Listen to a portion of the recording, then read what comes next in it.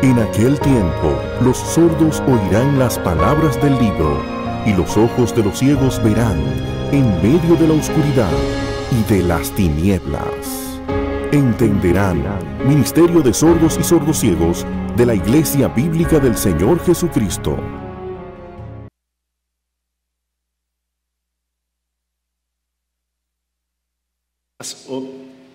Una vez más, mis hermanos, qué bendición poder estar en la casa del Señor y recordar su gracia, su bendita gracia. Hermanos, en el día de ayer, el Señor nos concedió nuestro primer bautismo después de la pandemia, con todos los protocolos del lugar. Hasta nos asesoramos con médicos para estar seguros de que no hubiera ningún problema, pero es la primera vez en nuestra historia que nosotros celebramos un bautismo donde solo estaban presentes los familiares más cercanos. Así que nosotros queremos que ustedes puedan ver ahora quienes se bautizaron en el día de ayer y por la gracia del Señor ahora forman, por supuesto Sigfrido no, él fue que bautizó, pero desde el día de ayer estos jóvenes forman parte de la membresía de nuestra iglesia local.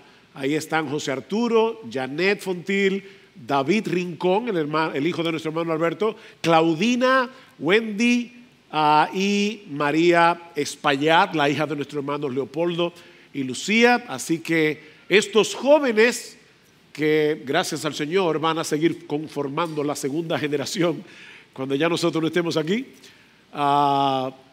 desde hoy son miembros de Iglesia Bíblica del Señor Jesucristo con todos los privilegios que eso conlleva. Así que damos muchas gracias al Señor. Vamos a orar una vez más, vamos a suplicar al Señor que, a pesar de que estamos continuando con la serie de Romanos, usualmente damos una meditación particular de Cena del Señor, pero vamos a continuar con nuestra serie. Creemos que el sermón de hoy es apropiado para preparar nuestros corazones para hacer memoria de lo que Cristo hizo por nosotros en la cruz y lo que eso implica para nuestras vidas aquí y ahora. Así que vamos a orar. Los invito a que vayan abriendo sus Biblias en Romanos capítulo 13, pero vamos a pedir al Señor ahora una vez más que su gracia en nosotros nos bendiga en esta mañana. A mí a predicar, a ustedes a escuchar y a todos a poner en práctica su palabra, no ser meros oidores olvidadizos. Vamos a orar. Reconocemos, Señor, que si no fuera por tu gracia, no solo no podríamos estar en pie delante de ti por causa de nuestros pecados, tampoco, Señor, podríamos servirte, podríamos adorarte, podríamos obedecerte, podríamos servir a otros en tu iglesia, porque todo eso, Señor, es parte de tu gracia.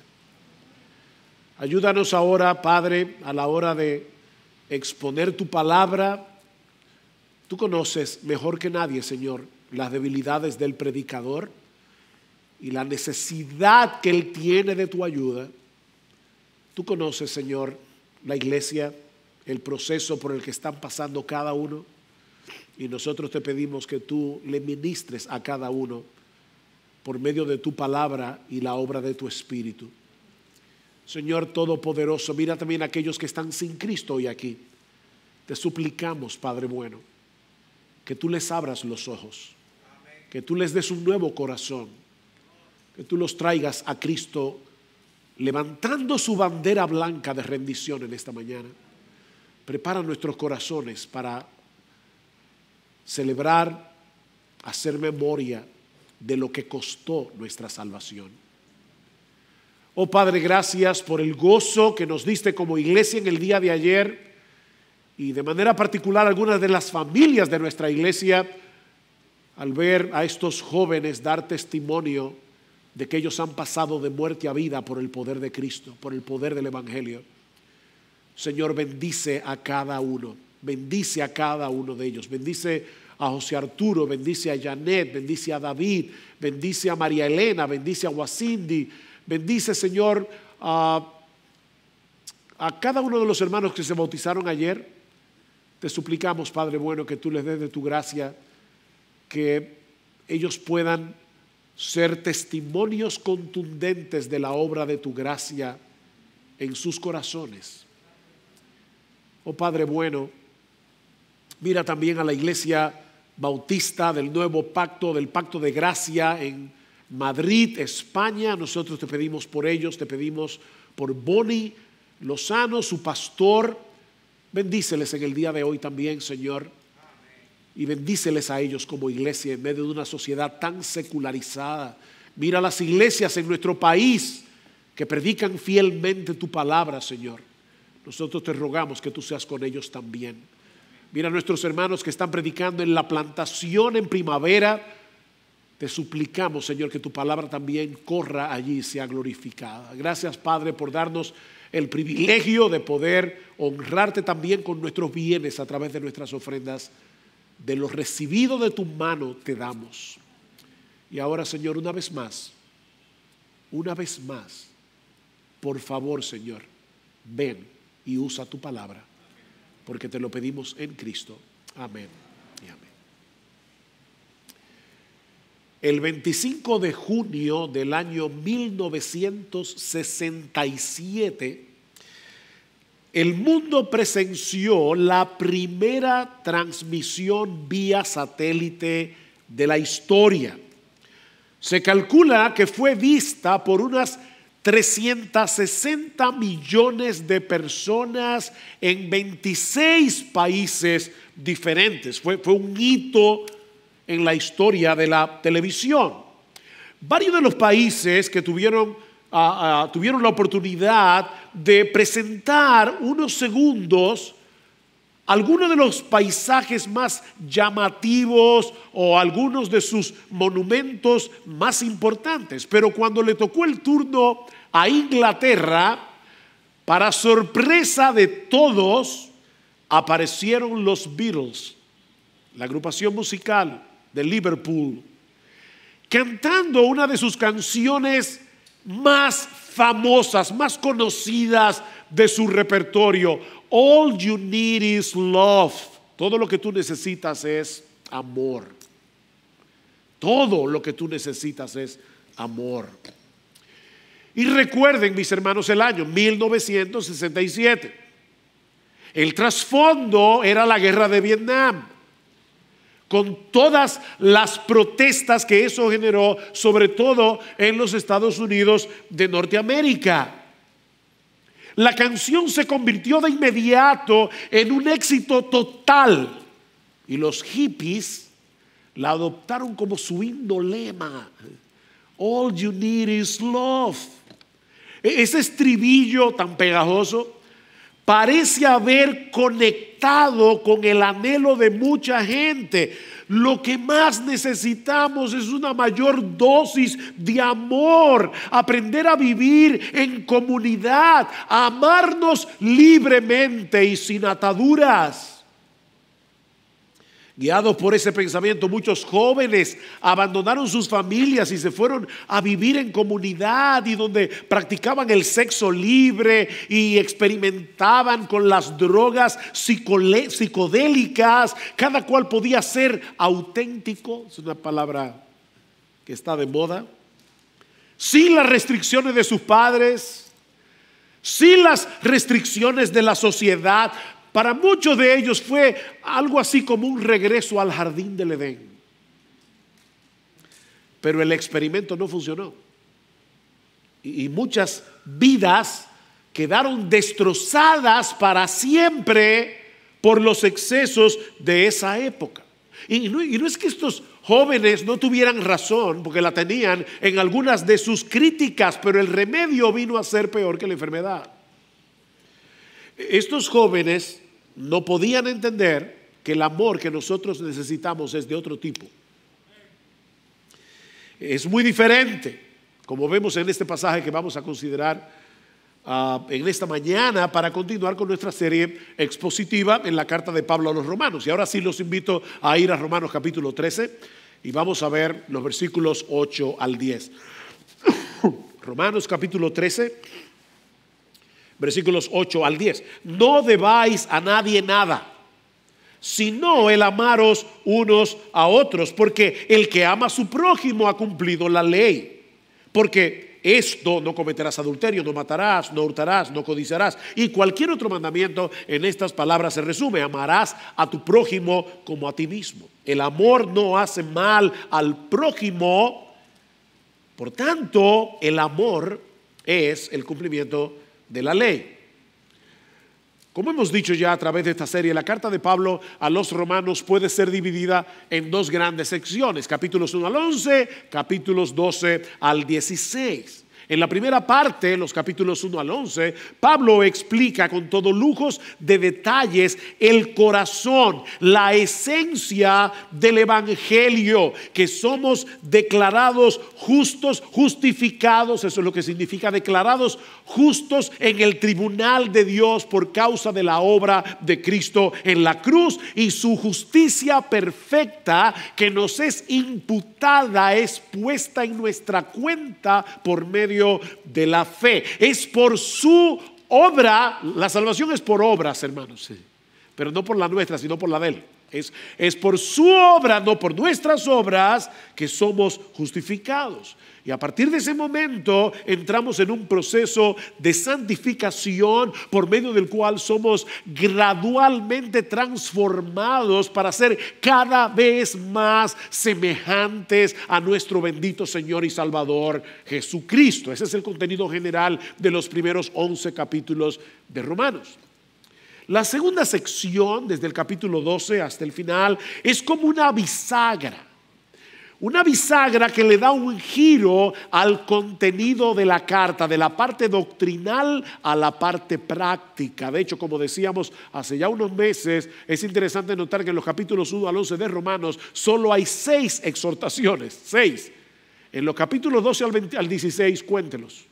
Un montón. Pablo comienza diciendo en el Romanos capítulo 12: por consiguiente, hermanos, os ruego por las misericordias de Dios que ustedes ya han recibido y que yo les he explicado, que presentéis vuestros cuerpos como sacrificio vivo y santo, aceptable a Dios, que es vuestro culto racional. No os conforméis, no os adaptéis a este mundo. No dejen que el mundo los amolde, los mete en su molde, sino transformaos mediante la renovación de vuestra mente, para que verifiquéis cuál es la voluntad de Dios, es decir, lo que es bueno, aceptable y perfecto. Alguien lo puso de esta manera: en los primeros 11 capítulos de Romanos vemos un despliegue del amor de Dios por nosotros. En los capítulos 12 al 16 vemos el efecto de ese amor en nosotros al capacitarnos para amar a otros. Por eso es que el amor es un tema dominante en todo el capítulo 12 y en el resto de la carta. Inmediatamente en el capítulo 12, versículos 3 al 8, ¿qué dice Pablo? Somos parte de un cuerpo, somos miembros los unos de los otros. Versículo 9 del capítulo 12: el amor sea sin hipocresía. Versículo 10: sed afectuosos unos con otros con amor fraternal. Versículo 13: contribuyendo para las necesidades de los santos y practicando la hospitalidad. Bendecid a los que os persiguen, bendecid y no maldigáis. Gozad con los que se gozan, llorad con los que lloran. Tened el mismo sentir unos con otros. Versículo 17: nunca paguéis a nadie mal por mal. Versículo 19: amados, nunca os venguéis vosotros mismos. Versículo 20: si tu enemigo tiene hambre, dale de comer; si tiene sed, dale de beber. Versículo 21: no seas vencido por el mal, vence con el bien el mal. Y así llegamos a Romanos 13:8. ¿Ven? El amor de Dios en nosotros, capacitándonos para poder amar a otros. Y lo que encontramos en estos versículos son básicamente dos enseñanzas. La primera es que los cristianos tenemos una extraña deuda de amor. Y ahora van a entender por qué yo digo una extraña deuda de amor. Pero lo primero que nosotros vemos en este pasaje es que los cristianos tenemos una muy extraña deuda de amor. Vean el versículo 8, pero comiencen en el versículo 7 para que vean el contexto. Pagad a todos lo que debáis. Pagad a todos lo que debáis. Al que impuesto, impuesto; al que tributo, tributo; al que temor, temor; al que honor, honor. No debáis a nadie nada, sino el amaros unos a otros. Ahora, déjeme hacer una aclaración para no crear un problema de conciencia innecesario. Pablo no está prohibiendo aquí absolutamente que nosotros tomemos prestado. Y de hecho, tanto en el Antiguo Testamento como en el Nuevo Testamento, vemos enseñanzas acerca de eso. Cristo dice: el que te pide prestado la capa, déjale también, no me acuerdo qué otra cosa, la túnica. O sea, la Biblia no prohíbe terminantemente y absolutamente que tú tomes prestado, tomar un préstamo en el banco para comprar un carro, para comprar una casa. Pero esto sí significa que los cristianos debemos estar al día con los compromisos que hemos adquirido. Así que no te metas en deuda si tú sabes de antemano que probablemente no vas a poder pagar. Nosotros sabemos que hay cosas que ocurren que no están bajo nuestro control. Por eso siempre se ha dicho: el que debe o paga o ruega. O sea, el que debe no se esconde, da la cara responsablemente, dice: mira, me fui a la quiebra, que quién sabe qué. Pero el que paga, el que debe, o paga o ruega. Ahora, mis hermanos, ese no es el punto que Pablo está tratando de establecer aquí, sino el hecho de que la única deuda que nosotros podemos darnos el lujo de no saldar es la deuda del amor. O sea, no debáis a nadie nada excepto el amaros unos a otros. ¿Y por qué excepto el amaros unos a otros? Porque esa deuda nunca termina. Tú amas y amas y amas y amas y amas y no, tú no has abonado nada al capital, solo a los intereses. Te pasas la vida entera amando y nunca vas a terminar de pagar esa deuda. Es una deuda que permanece para siempre, es una deuda que siempre está vigente. Mi hermano, nunca vamos a llegar al punto en que podamos decir: ya yo he amado demasiado. No, nunca es demasiado. Ahora, ¿por qué decimos que esta es una extraña deuda? Muy extraña deuda. Bueno, porque cuando tú le debes a alguien es porque ese alguien te ha dado algo primero. Sea una persona, sea una institución, te dieron un dinero para un préstamo, para comprar el carro, y ahora tú tienes que pagar tus cuotas. Pero la razón por la que le estás pagando al banco no es porque tú amas al banco, es porque tú les debes algo que ellos ya te dieron. O te prestaron un libro, muy común eso, por cierto tiempo. Cuando se cumpla el tiempo, mi hermano, devuelve el libro. No debáis a nadie nada. Pero esta deuda es diferente, porque se la debemos pagar a personas que no nos han dado nada previamente. Nada. No es que, bueno, me invitaron a cenar, ahora tengo yo el compromiso de que tengo que invitar a cenar. No, dice el Señor: si amáis a los que os aman, ¿qué recompensa tenéis? ¿No hacen también lo mismo los recaudadores de impuestos, los publicanos, personas que eran odiadas en Israel? Nunca se han amado los cobradores del seguro, del impuesto sobre la renta. Mis hermanos, ¿cómo fue que nosotros adquirimos esa deuda? Porque no nos han dado nada. De hecho, la Biblia dice que debemos amar a nuestros enemigos. O sea, nuestros enemigos, los que nos han hecho es mal, y nosotros debemos amarlos. Entonces, ¿cómo fue que adquirimos la deuda de amar a todo el mundo? Bueno, en Romanos 1 aparece esta palabra 2 veces más. Y hay una de ellas que nos da una clave. Se encuentra en Romanos capítulo 1, versículo 14. Pablo dice que él quería ir a Roma a predicar el evangelio porque tengo una obligación, literalmente debe ser traducido como la Reina Valera del 60, yo soy deudor. Es la misma palabra de Romanos 13, yo tengo una deuda, una obligación, tanto para con los griegos como para con los bárbaros, para con los sabios, como para con los ignorantes. La pregunta es, ¿cómo fue que Pablo adquirió esa deuda? Porque la gente del mundo no le dio nada a Pablo que no sean problemas.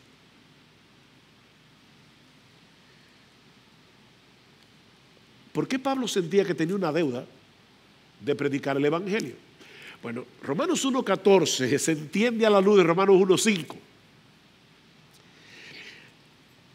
Pablo dice que por medio de Cristo, él había recibido la gracia y el apostolado para promover la obediencia a la fe entre todos los gentiles por amor de su nombre. Fíjense, hermanos, Pablo no había recibido nada de los gentiles, pero lo había recibido todo de Jesús. ¿Ven el punto? Él no había recibido nada de los gentiles, lo había recibido todo de Jesús cuando él era un merecedor del infierno. No olviden que Pablo fue un perseguidor de la iglesia. Y lo mismo podemos decir de todos nosotros, mis hermanos. Cristo nos amó de pura gracia. Cristo dio su vida a nuestro favor, en nuestro lugar, en la cruz del Calvario. Él perdonó todos nuestros pecados, como cantábamos al principio. Bendice alma mía al Señor, bendice mi alma al Señor y no olvide ninguno de sus beneficios. ¿Y cuál es el primero? Él es el que perdona todos tus pecados. Él nos dio gratuitamente el don de la vida eterna en Él. Es por eso que decimos que esta es una deuda extraña, porque la hemos contraído con personas que no nos han dado nada. Personas que no han hecho algo previo para hacerlos merecedores de nuestro amor. Él no merece que yo lo ame. ¿Ven? Ni tú tampoco. Cristo te amó cuando tú no lo merecías. John Piper dice que esta deuda fue generada por algo que recibimos, pero hay que pagarla no al que la dio, sino a otros que como nosotros no lo merecen. Cristo nos dio todo y ahora yo no puedo pagarle a Jesús. Mire, no hagas eso, no trates de pagarle nada a Jesús, porque una gracia que se paga dejó de ser gracia. No, la deuda tú la tienes con tus congéneres. Una deuda de amor. Y luego añade Piper, esta deuda de amor que tenemos con todos no se produjo porque ellos nos dieran algo, sino porque Cristo nos lo ha dado todo cuando no lo merecíamos, su amor, más de lo que nadie merece nuestro amor. Escuchen cómo lo dice Juan en su primera carta. Primera de Juan 3:16. En esto conocemos el amor. ¿En qué? En que Él puso su vida por nosotros. También nosotros debemos, palabra interesante, esa es la misma palabra de Romanos 13:8. También nosotros tenemos una deuda. ¿Cuál es la deuda? Poner nuestra vida por los hermanos. Primera de Juan 4:11. Amados, si Dios nos ha amado así, debemos otra vez la misma palabra griega de Romanos 13:8. No debáis a nadie nada sino el amaros unos a otros. Si Dios nos ha amado así, debemos también nosotros amarnos unos a otros. ¿Sabes lo que eso significa? En primer lugar, que nunca será demasiado. Nunca será demasiado. Y en segundo lugar, esto significa que los demás no tienen que ganarse el derecho de ser amados por ti. No tienen que hacer ese esfuerzo. Deberían, pero no es por eso que tú los amas. De la misma manera que tú nunca te has ganado ni te ganarás el derecho de que Dios te ame a ti. ¿Qué dice Cristo en Mateo capítulo 10, versículo 8? ¿De gracia recibisteis? Dad de gracia. Lo recibiste de gracia. Dalo de gracia. ¿Cómo? Amando a los demás. ¿Y quiénes son los demás? Todos los demás.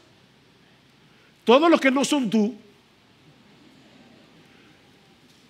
Amando a los demás con un amor incondicional. Esposos, eso incluye el amor que tú le debes tener a tu esposa. Ay, pastor, es que usted no la conoce. Yo no la conozco, pero yo sé lo que dice Romanos 13:8, no debáis a nadie nada. Y tú le debes a tu esposa amarla. Esposas, ustedes le deben a sus esposos amarlos. Padres, ustedes le deben a sus hijos amarlos. Miembros de IBCJ, ustedes le deben a los demás miembros de IBCJ amarlos. Tú tienes una deuda. Tienes una deuda con tus compañeros de trabajo. Tienes una deuda con tus compañeros de universidad. No debáis a nadie nada excepto el amaros unos a otros. Por supuesto, mis hermanos, ese amor no siempre tendrá las mismas manifestaciones. Hay momentos para demostrarle a nuestras esposas o para que nuestras esposas nos demuestren su amor, dándonos un tierno y buen abrazo. Hay otros momentos en que vamos a mostrar ese amor amonestándonos debidamente. Depende. Hay momentos en que un padre puede manifestar su amor dando un abrazo y diciéndole a su hijo o a sus hijos lo mucho que los ama. Y hay otros momentos en que va a manifestar su amor con una amonestación o una disciplina. Pero tanto el abrazo como la amonestación como la disciplina deben ser motivadas por el amor, no por la ira. Padre, cuando tú pegas con ira, vuelve a tu hijo, a tu hija y pídele perdón porque tú pecaste contra él o contra ella. Es el amor lo que te debe mover a lo que el amor requiera en ese momento en particular. De hecho, hay momentos en que el amor te exige alejarte de alguien increíblemente. El joven rico viene a Cristo y dice que él se fue triste porque tenía muchas posesiones. ¿Qué hizo Cristo? Lo dejó irse. Pero en Marcos dice, y viendo al joven lo amó. Y alguien dirá, y si lo amó, ¿por qué no fue detrás de él? Porque Cristo consideró que en ese momento no debía hacerlo. Pero la motivación siempre debe ser el amor. ¿Qué hace Dios con sus hijos? Los disciplina. Dice, hijo mío, no tomes en poco la disciplina del Señor.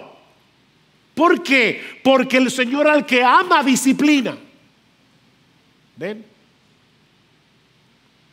Y azota a todo el que recibe por hijo. El Señor.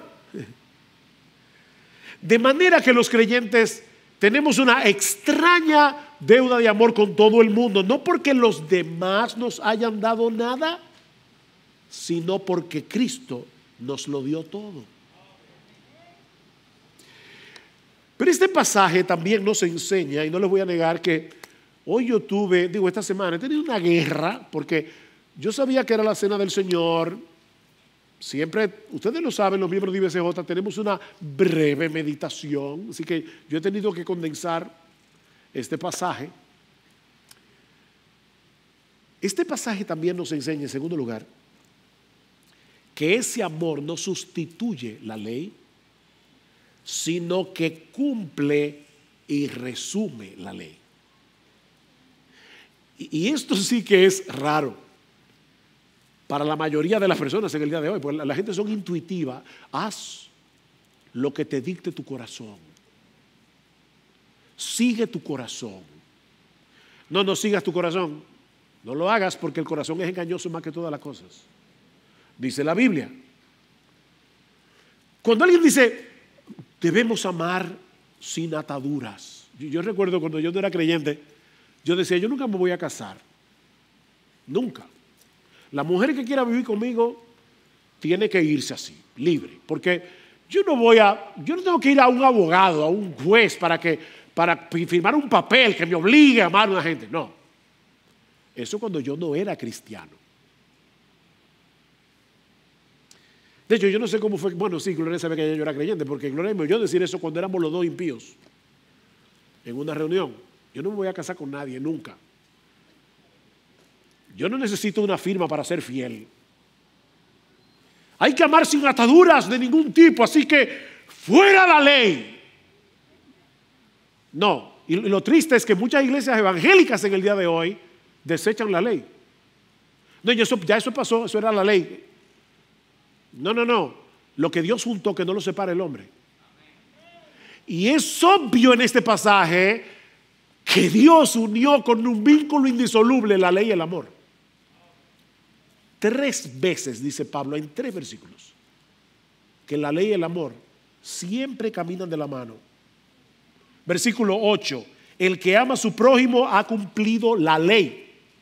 Versículo 9, porque no cometerás adulterio, no matarás. Ahí es obvio a qué ley se está refiriendo Pablo, a los 10 mandamientos.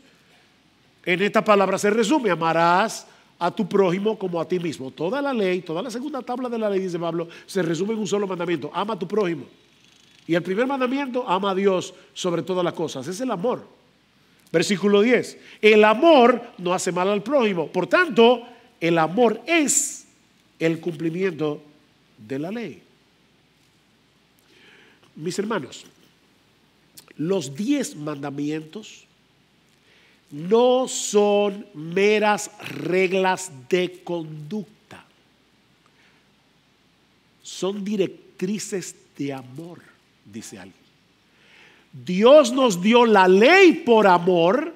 Por eso David podía decir, o el escritor de Salmo 119, que no sabemos quién es: oh, cuánto amo yo tu ley. ¿Por qué yo amo tu ley? Precisamente porque es tu ley. Es un reflejo de tu carácter y de tu bondad para conmigo, porque todo lo que Dios da es bueno. Oh, cuánto amo yo tu ley. Todo el día es en ella mi meditación. Y es lo que Cristo mismo nos enseña en Mateo capítulo 12, versículo 37 al 40. ¿Recuerdan cuando un intérprete de la ley le pregunta: Señor, ¿cuáles son los mandamientos más importantes? Porque los judíos siempre estaban haciendo categorías. Estos son importantes, estos son menos importantes y estos no importan nada. No. Dice Cristo: ¿tú quieres saber cuáles son los 2 mandamientos más importantes? Amarás al Señor tu Dios con todo tu corazón, con toda tu alma, con toda tu mente, con todas tus fuerzas, y al prójimo como a ti mismo.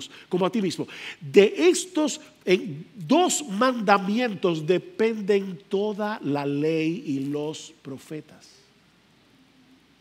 O sea, todo lo que la Biblia dice en el Antiguo Testamento está interconectado para llegar a este punto: ama a Dios por encima de todo y ama al prójimo como a ti mismo.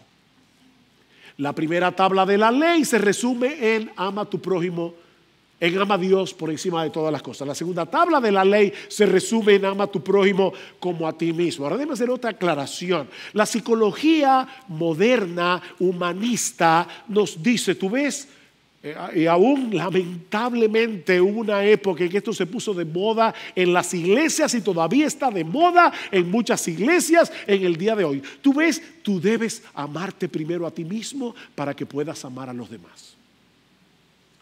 Y tú oyes: quiérete, perdónate. ¿Cómo que perdónate? Tú tienes que amarte, porque la Biblia dice: ama a tu prójimo como a ti mismo. Si no te amas a ti mismo, no vas a poder amar al prójimo. Bueno, el primer problema con eso es que entonces Cristo no debió decir que toda la ley y los profetas se resumen en 2 mandamientos. Debió haber dicho que se resumen en 3. Ámate a ti, ama a Dios y ama a tu prójimo. Pero eso no es lo que dice Jesús. Él dice que son solo 2. Ama a Dios y ama a tu prójimo. ¿Por qué? ¿Por qué ama a tu prójimo como a ti mismo? Porque Cristo asume correctamente que ya tú te amas a ti mismo. Miren, mis hermanos, hasta el que se suicida lo hace porque él cree que va a estar mejor muerto que vivo. Todo acto que el hombre hace es porque se ama a sí mismo. Tú te amas fervientemente. Eso es lo que la Biblia asume. De hecho, Ese es el razonamiento de Pablo en Efesios capítulo 5, cuando ordena a los esposos que amen a sus esposas. ¿Por qué? Porque somos un solo cuerpo con ella debido al vínculo del matrimonio. ¿Y qué hacemos nosotros con nuestro cuerpo? Somos un cuerpo. ¿Qué yo hago con mi cuerpo? Lo cuido. ¿Qué yo hago con mi cuerpo? Lo sustento. Por eso dice Pablo, el que ama a su mujer, a sí mismo se ama. Tú quieres desgraciar tu vida, marido, desgráciale la vida a tu mujer. Porque el que ama a su mujer se está amando a sí mismo, porque nadie aborreció jamás a su propio cuerpo, y ella y yo somos un cuerpo, sino que lo sustenta y lo cuida. Así que la Biblia asume el amor propio y sobre esa base nos manda a amar a los demás como nos amamos a nosotros mismos, con la misma energía, con la misma creatividad. Déjame ponértelo de otra manera. Procura tu felicidad buscando la felicidad de los otros, porque la Biblia dice que es más bienaventurado, es más dichoso dar que recibir. Si te encierras en ti mismo, vivirás una vida desgraciada y miserable. Miren, busquen a un hombre, busquen a una persona centrada en sí misma, y cuando la encuentres habrás conocido a un miserable, a una miserable, a una desdichada, a un desdichado. Los 10 mandamientos nos muestran en forma concreta cómo debemos amar a los demás.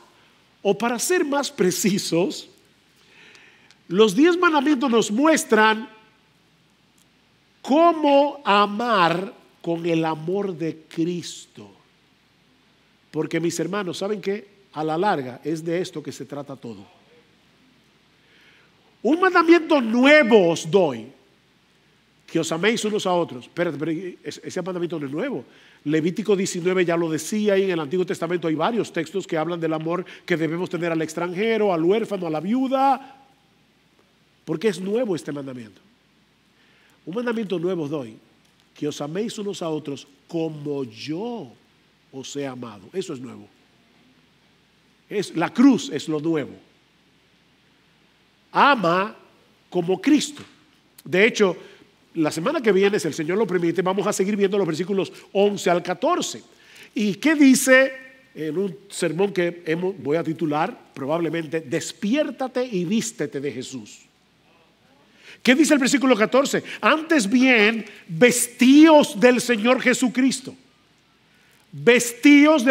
Debemos ser como Jesús. Ama como Jesús. ¿Qué dice Pablo en Colosenses capítulo 2? Versículo 12. Entonces, como escogidos de Dios, santos y amados, revestíos de tierna compasión, bondad, humildad, mansedumbre, paciencia, soportándoos unos a otros, perdonándoos unos a otros, si alguno tiene queja contra otro, como Cristo os perdonó. Ahí está el modelo. Así también hacedlo vosotros. Y sobre todas estas cosas, vestíos de amor, que es el vínculo de la perfección. Vístanse de amor, que es lo mismo que vestirse de Jesús. Los 10 mandamientos nos muestran en forma concreta cómo podemos hacer eso. Quinto mandamiento: honra a tu padre y a tu madre. Usted se imagina un hijo que dice: no, yo no voy a hacer eso porque eso es la ley, ya la ley pasó, pero yo como quiera voy a amar a mis padres. No, si no los honras, no lo amas, porque amar a otro es cumplir la ley a su favor. Ustedes se imaginan a una persona que dice: no, yo como quiera voy a robar, si puedo voy a cometer adulterio, yo codicio lo que el otro tiene, me da envidia que tengan lo que yo no tengo, pero ¿sabes qué? Yo hago todo eso amándolos. No tiene sentido. No tiene sentido, esto es ilógico, eso es absurdo. Por eso alguien dice: ¿tú quieres vivir sin perjudicar a tu prójimo? Porque dice en el versículo 10, el amor no hace mal al prójimo. ¿Tú quieres vivir sin perjudicar a tu prójimo? Bueno, esta es la forma. Sigue estas directrices, los 10 mandamientos. No tus instintos ni tu sabiduría. Es por esto, escuchen esto, hermano, porque esto me llamó muchísimo la atención. Es por esto que desobedecer la ley de Dios nunca es una mera desobediencia. Cada pecado es una ofensa a la sabiduría de Dios y una falta de amor.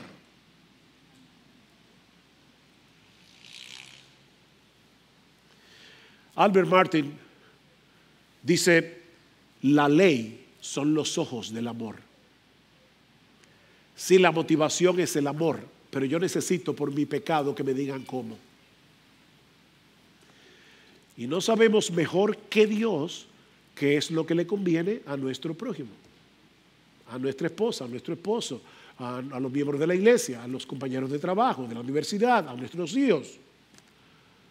Padres, a veces nos parecerá más amoroso no disciplinar a nuestros hijos cuando desobedecen, pero Dios nos dice en su palabra que la disciplina, y subrayo esto y lo pongo en negrita, bien aplicada, mesuradamente, en la medida correcta, no abusando del muchacho, ni humillándolo.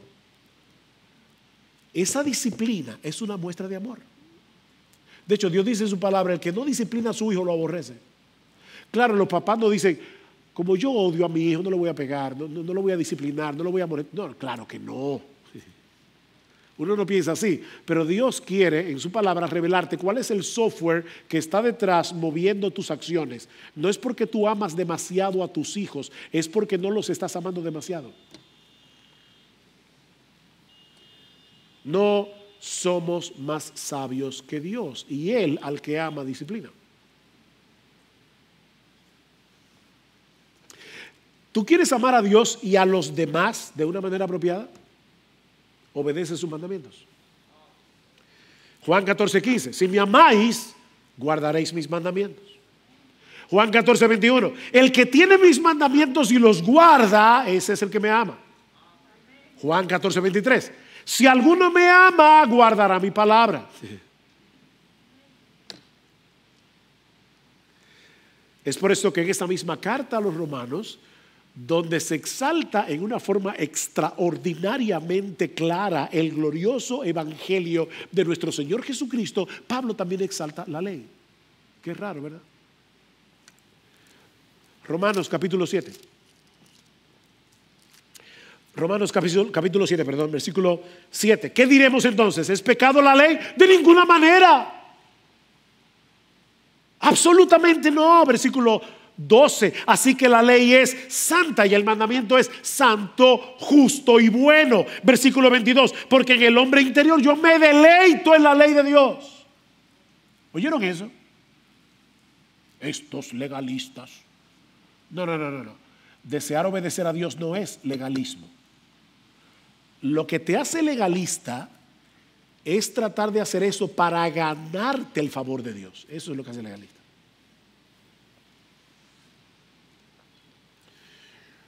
Ahora, para mí el texto más sorprendente en Romanos sobre este tema es Romanos 7, 1 al 4. Que yo espero de verdad, porque ya estoy aterrizando el avión, yo espero que este texto prepare nuestros corazones para participar con gozo, con gratitud, con el corazón a punto de explotar la cena del Señor. La ley no fue dada para que el hombre trate de alcanzar la salvación a través de su obediencia, porque eso es imposible. Pablo dice en Romanos capítulo 3, versículo 19, que uno de los propósitos de la ley es callarnos la boca. ¿Oyeron eso? Callarnos la boca, dejarnos sin argumentos y hacernos responsables ante la presencia de Dios. Nadie se va a salvar tratando de obedecer los mandamientos, porque eso es imposible. ¿Qué hace la ley?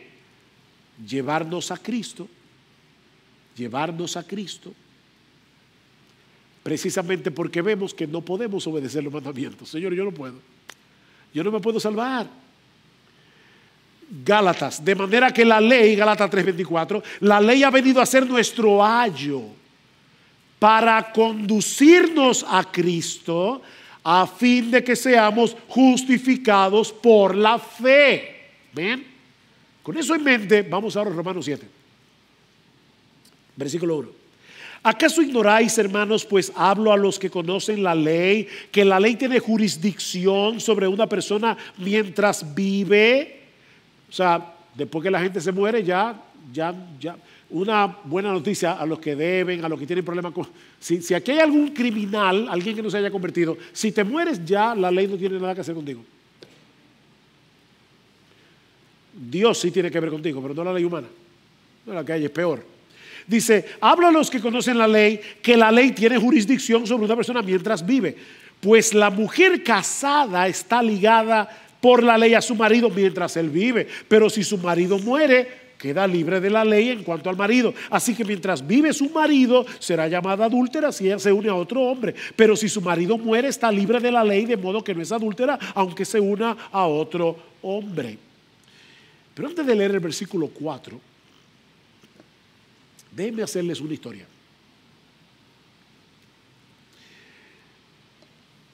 Yo usé esta historia, para los que tienen buena memoria, hace un poco más de un año, en febrero del 2020, cuando prediqué este pasaje, Romanos 7.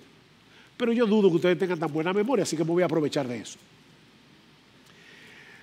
Imaginemos a una mujer imperfecta casada con un hombre perfecto. Perfecto. Este hombre lo hace todo bien y él no comete ningún error. El problema es, mujeres, que él espera de ella esa misma perfección en todo lo que hace. Y para colmo de males, él no le ofrece ninguna ayuda para que ella pueda llenar esa medida. De manera que esta mujer vive frustrada, porque ella es incapaz de alcanzar el estándar que su esposo espera de ella, pero no se lo puede quitar de encima porque él no le da ningún motivo para divorciarse. Recuerden que él es perfecto. Pero entonces aparece otro hombre en el escenario que es perfecto como el esposo de esta mujer, pero al mismo tiempo lleno de bondad, lleno de ternura, de gracia y de compasión, que al ver las frustraciones de esta mujer se apiada de ella. Y ahora elabora el siguiente plan, porque él, aparte de ser perfecto, es todopoderoso. Como la única forma de librarse de ese matrimonio es a través de la muerte, el plan de este hombre consiste en matar a la mujer. Mira, yo te voy a matar, pero no te preocupes, no tengas miedo, porque después te voy a resucitar. Y entonces, como la muerte rompió tu vínculo matrimonial previo, ahora... Claro, recuerden, hermanos, que ninguna ilustración ilustra perfectamente la verdad ilustrada. Pero yo te voy a matar, luego te voy a resucitar y entonces me voy a casar contigo. Y créeme, tú vas a ser muy feliz. Tú vas a ser muy feliz. Mis hermanos, eso fue lo que sucedió con cada uno de nosotros. Si somos cristianos, hemos muerto a la ley, dice Pablo, por causa de nuestra unión con Cristo. Cuando Él murió en la cruz, nosotros morimos con Él, de tal manera que ahora estamos fuera del alcance de la ley de Dios. Romanos 8:1. Por tanto, ya no hay ahora condenación para los que están en Cristo Jesús. Ya no hay condenación. El viejo yo que cometió todos esos pecados ya murió.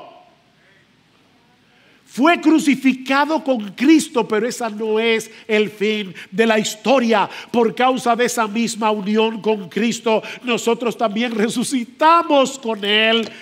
No para vivir como nos venga en ganas, versículo 4. Por tanto, hermanos míos, también a vosotros se os hizo morir a la ley por medio del cuerpo de Cristo, para que seáis unidos a otro. ¿A quién? A aquel que resucitó de entre los muertos, a fin de que llevemos frutos para Dios.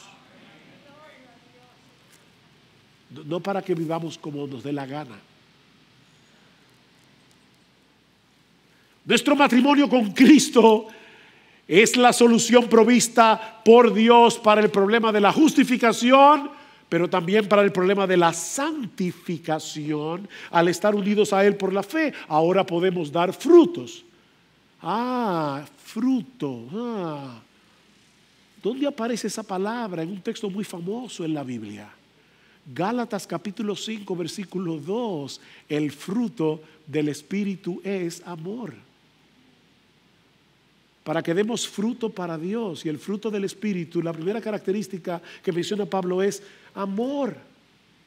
La ley ni salva ni santifica.